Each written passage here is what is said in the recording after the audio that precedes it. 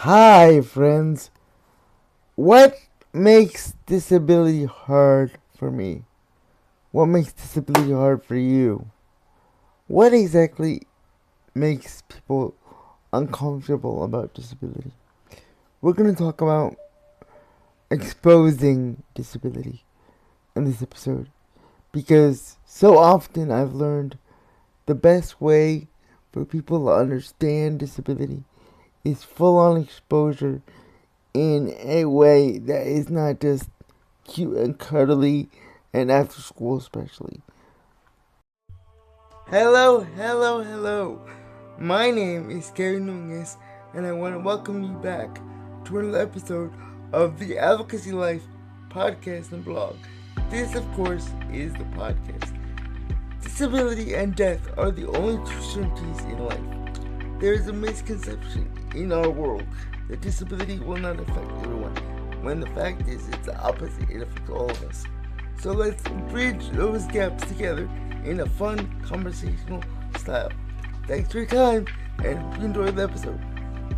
Hey friends, and I'm so glad to see you back with me on this one. So, as you're watching this in mid-February, I want to know who kept your New Year's resolution.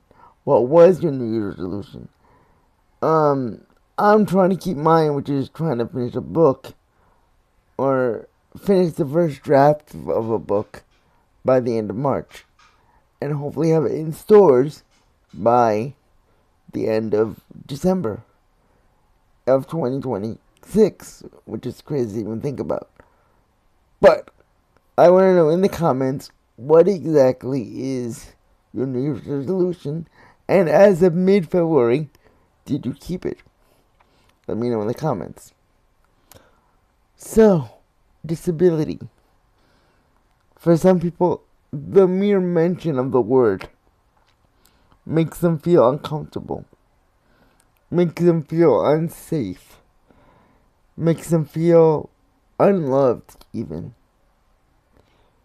Some people will never say this out loud, but some people honestly want those with quote-unquote significant disability needs dead after a certain period of time because it's such a burden on society and such a burden, quote-unquote, on their lives.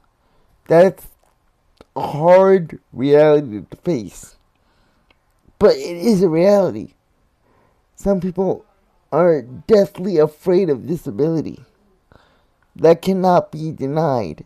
They have a right to feel what they feel. Okay? The first thing a mom prays for when they find out that they're pregnant, regardless of ethnicity, regardless of culture, regardless of anything, they pray for health. They don't even care what the gender of the baby is. They just want to know, oh my God, please have a healthy baby.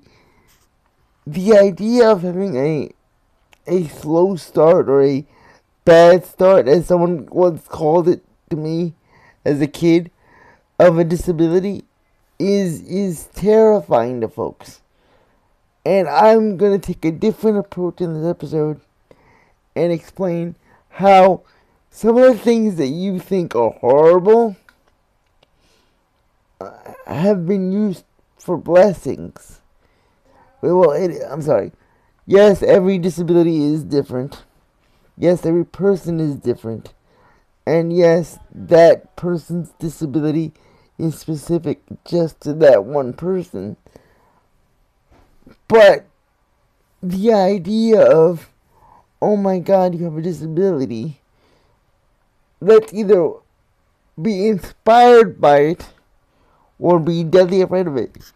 Those are two mindsets we have to put a stop to in order to succeed and to thrive as a disability culture and a disability community. Let me give you an example. When I go to Walmart, I get stares. I get shocked looks. Parents tell their kids not to ask any questions or look at me, right? You pull their kid away. When I go through more, what I see is children that are 12 years old are already morbidly obese when they're just barely hitting puberty. I see people who are clearly malnourished because they don't have enough food stamps. I have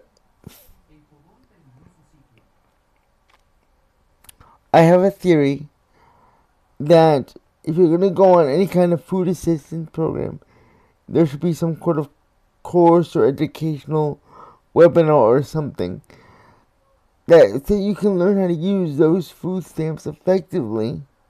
So they can last you the whole month. And there's nothing wrong with being on food assistance or food stamps. I've been on them forever. So I'm not shaming them, but we need to know how to make those last, so we can last the whole month. Because I'm sorry to say this, folks, with the government the way it is, regardless of who's in power, red or blue, it's always us as a target. So we have to learn to protect ourselves. So learn how to use your food stamps correctly, and don't be seen as a poor person. On food stamps. Let's break those stigmas. Food stamps is like any other part of life. It's a resource. It's a tool. It's not a luxury by any means. If you use it correctly, it can help you survive. So don't be ashamed of using it. But there's so many stigmas that we put in front of us. That people are, afraid to ask for help. Yes, there's nothing wrong with, putting yourself through college, putting yourself through life, picking yourself up by your bootstraps. God love you. But there's nothing wrong with asking for help. There's nothing wrong with needing help. We all need help. Independence is the biggest illusion in human history. Because no one in this world is truly independent. No one. You all need help from someone or something. That's point number one. Nothing wrong with asking help. Point two. Backwards blessings. Let me explain this. It's no secret, I've said it here 1,001 times. I cannot get out of bed on my own. I can't. I need someone to help me out of bed. And people think, oh my God, that must be so difficult. That must be so gut-wrenching. And it's not joyous, for sure. I'm not advocating staying in bed forever. The idea of staying in bed forever sounds nice. Right, it just sounds like a nice dream to stay in bed all weekend. But not being able to get out of bed is not the same thing as being in bed. Sometimes you just need to move. So, even though it's not always pleasurable, I have the blessing of getting affection through a hug or some other lifted device that someone else operates to get me out of bed. So I have that human contact. So many people in this world don't have any human contact at all throughout their life. There are people in this world that have never received a hug. And I get a hug one way or another throughout the day. It's a beautiful thing. So learn to hug. Learn to love. Point 3, sorry. Don't waste your money. There's no secret here. I'm on a limited income. We live in a capitalist society. I am a huge capitalist. Okay? I support capitalism. There's links to my books and social medias and newsletters all in the description below. So you can't tell me I'm a socialist because I want you to buy my stuff. It's right there at the end. It's right there at the end of every post. But when you have money and you have to be fickle with it, because I have to be fickle, not cheap, but fickle, it teaches you the value of resources. It teaches you the value of money and how not to love it. Yes, you need it. Yes, I want more of it. There's nothing wrong with that. But I can't love it. Because everything here is temporary. How many people have, and we've seen it, they got these big houses, all these luxuries, and they go home and they're insane and they're sad because they have everything but they have nothing at the same time. Yes, I have little. I have to balance a budget of less than $2,000 at any one time. That's not a secret. But I've learned the value of an item. This is going to sound weird and nasty. Yes, help kids with college. But don't give them a free ride. So they learn to value their education. It's okay to pay stuff back. It hurts. It's not fun. Example. Yes, I get sponsored through the New Jersey Council on developmental disabilities to do certain activities. They don't sponsor this podcast, by the way. But I'm responsible to them. They have to know what I did with their funds. I have to report on it. I can't just say, give me money. So, help kids with college. That's fine, that's great. But don't give them everything up front. Help them earn it. Help them understand it. There's nothing wrong with being a mechanic or a doctor. They're two different fields. But we don't understand the value. Would you trust a mechanic with your heart surgery? Would you trust a heart surgeon with your car? Probably not. It's okay to be different. It's okay to want different things in life. But everything has a value. Every occupation has a different value. It's okay to have a class system. It's fine. But realize there's still the value of the human being in the class system. Point here. We live in a world consumed by sex. Literally, like, it's all around us. Literally. And sorry in advance to my mom or grandma if you're listening to this. If you don't want to hear this, then skip ahead or whatever. Sorry. But we have to be real with our bodies. We only get one of it, right? And you only have one body. If you want to have a surgical augmentation, that's a whole different thing. But realistically, you get one body. And, like, it's yours. You gotta take care of it. So, when you are seeking partners to do activities with, make sure it's someone you connect with first. I won't lie. I'm a 39-year-old virgin. I said it, yeah. It's not always fun. There are experiences I want to have, and I might not ever have, because a wheelchair is not attractive. Although I must say that a partner with a disability is probably the most attentive. We listen more. We understand more than most partners, which can make experiences more pleasurable because there's a heightened sense of awareness of what the other person needs and wants.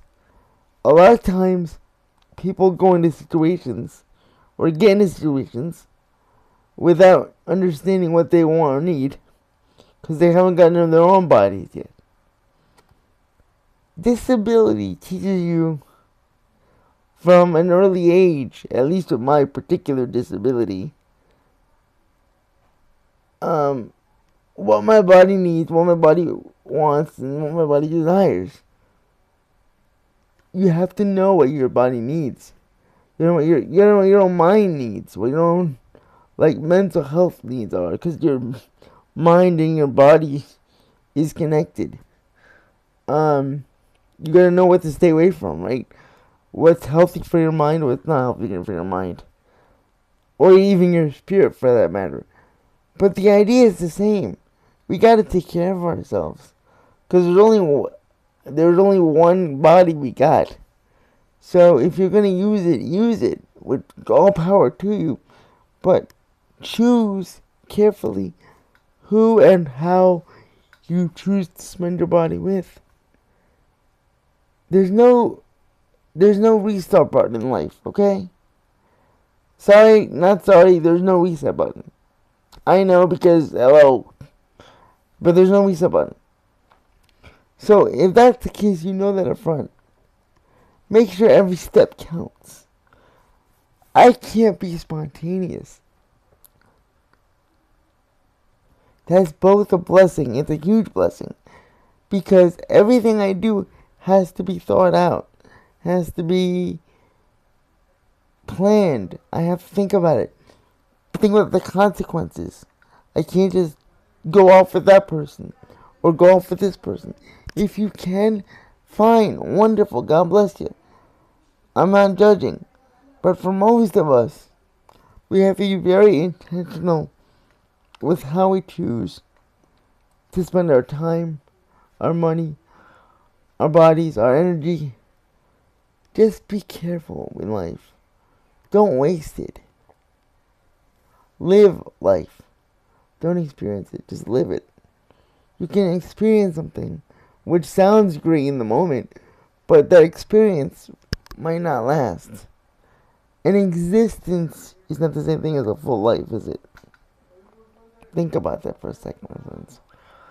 I know in this podcast I said a lot of stuff, but in my mind, when I was writing down the points for this, I think it all worked well together. So maybe I said something. Maybe I said nothing at all to you. But take away what you will. Let me know what you thought about in the comments. And I'll see you next time. God bless. Keep on rolling. Keep on living. Wow, you guys. What a great episode that was. At least for me. Was it for you? If you liked it, please do me a favor. Click the like. Click the subscribe. It takes you 2 seconds. And it really, really helps me out. Second, please share this and tell a friend. If you want more content, I've got a free blog that comes out once a week on Wednesdays starting in January. And you want more content, I published 2 books called Living Beyond Disability. It's a book series on Amazon. Check them out. They're all in the description below. If you want more content, I'm on Instagram, Facebook, Thread, all that good stuff. They're all in the description below. I've got a PayPal and a Cash App if you want to donate directly. No big deal, just if you want to support. Thank you guys for all the help. Keep on rolling. Keep on living.